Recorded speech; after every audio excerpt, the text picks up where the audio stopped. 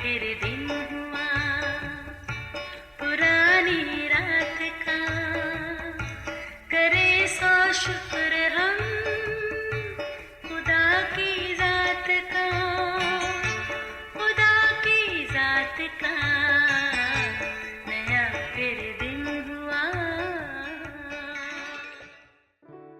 آج کی آیت، اور ایک دوسرے پر مہربان اور نرم دل ہو، اور جس طرح خدا نے تمہارے قصور معاف کیے ایسے ہی تم بھی ایک دوسرے کے قصور معاف کرو۔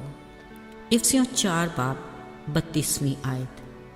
عزیزو، بنی نوع انسان جو خالق خدا کی صورت و شبیہ پر اس کی رفاقت میں رہنے کے لیے تخلیق کیا گیا، گناہ کے باعث اس قدر انتشار کا شکار ہوا کہ اپنے تخلیق کے مقصد کو ہی بھلا بیٹھا۔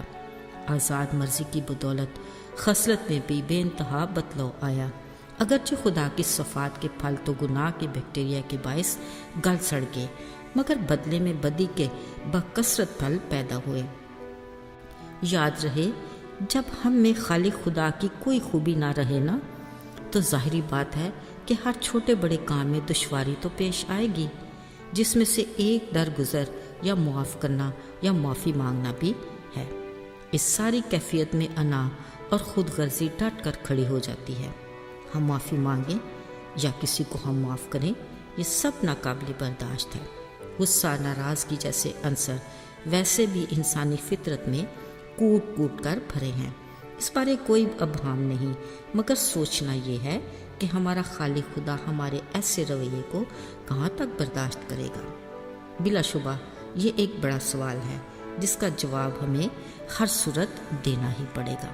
عزیزو، بلا شبہ ہماری روزمرہ زندگی میں بہت سے ایسے مراحل ہیں جو معافی کے زمرے میں آتے ہیں، یعنی معاف کرنا یا نہ کرنا، معافی مانگنا یا نہ مانگنا۔ اس مسئلے کے حل کے لیے خدا کا کلام کیا ہدایت دیتا ہے؟ لکھا ہے، ایک بادشاہ نے اپنے نوکروں سے حساب لینا چاہا۔ ان میں سے ایک ایسا قرضدار حاضر ہوا جس پر اس کے 10,000 توڑے آتے تھے، مگر اس کے پاس ادا کرنے کو کچھ نہ تھا۔ بادشاہ نے حکم دیا اس کے بیوی بچے اور جو کچھ اس کا ہے بیچ کر قرض وصول کیا جائے، مگر اس نے قرض ادا کرنے کے لیے مہلت مانگی۔ بادشاہ نے ترس کھا کر اسے چھوڑ دیا اور سارا قرض معاف کر دیا۔ جب وہ خوشی خوشی باہر آیا، اسے اپنا ایک ہم خدمت ملا۔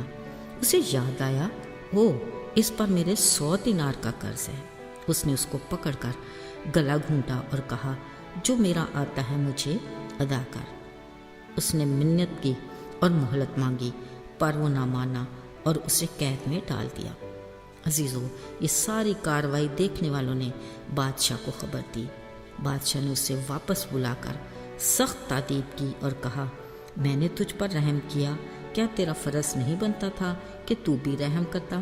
عزیزو، پاک کلام میں لکھا ہے کہ بادشاہ نے سارا قرض ادا کرنے تک اسے قید میں ڈال دیا۔ یاد رکھیے، معافی کے بارے میں کلام کا فیصلہ یہ ہے کہ مسیح یسو نے کہا، میرا آسمانی باپ بھی تمہارے ساتھ اسی طرح کرے گا اگر تم میں سے ہر ایک اپنے بھائی کو دل سے معاف نہ کرے۔ عزیزو، اگر سنجیدگی سے سوچا جائے تو آج کے دور میں بھی ہماری زندگی کے بڑے مسائل ہیں، اور ان میں ایک معافی بھی شامل ہے۔ ہم سوچتے ہیں ہم کچھ بھی کر لیں، معافی صرف ہمارا حق ہے، اس کے بارے میں صرف ہم اپنی ذات سے ہی مطمئن ہونا کافی سمجھتے ہیں۔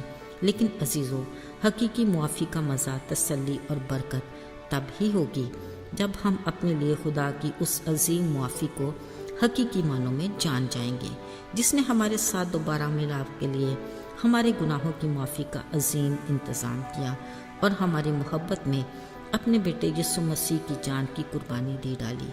اس کے بدلے میں ہمیں ہمیشہ کی زندگی کا تحفہ ملا۔ عزیزو، معافی ہمارے آسمانی خدا باپ کا خاصہ ہے، اور یہی حکم وہ ہمیں بھی دیتا ہے۔ بطور مسیحی ہمیں ہر حال میں اس کا حکم ماننا ہے اور اس پر عمل کرنا ہے۔ یاد رہے، مسیح یسوع ہمارے لیے معافی کا عملی نمونہ ہے۔ خدا سے التجا ہے کہ وہ ہمیں اپنے نقش قدم پر چلنے کی توفیق عطا کرے۔ آمین۔ آئیے دعا کریں۔ اے خدا کسی کو معاف کرنا ہمارے لیے کتنا مشکل کام ہے۔ ہماری مدد کر کے ہم سچے دل سے دوسرے کو معاف کریں۔ ہمیں اپنے بڑے فضل سے اپنی محبت کی انمول خوبی یعنی معافی کی صورت میں عطا کر۔ یسوع کے بابرکت اور مبارک نام میں آمین۔